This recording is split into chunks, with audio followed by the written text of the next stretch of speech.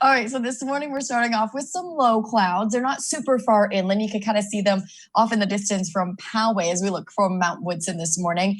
A lot of 60s across the county. Sure, a few 70s, about 73 in Alpine and in Julian, 69 in Carlsbad, 67 degrees in La Jolla this morning.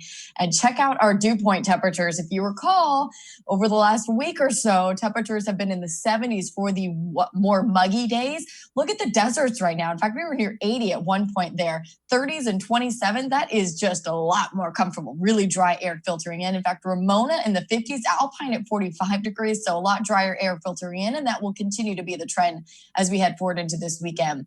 There is that hurricane. I will be tracking Hurricane Laura in our next half hour. An excessive heat warning, as I mentioned before, in the deserts continues until 8 p.m. today. Cooler and drier by the weekend, and it does look like we are going to see a surge of monsoon moisture coming in again next week, but it does not look as oppressive as it was last week or the week before. Along the coastline, mostly 70s into next week. Some of the warmer spots will be climbing into the low 80s, but we're mostly in the 70s.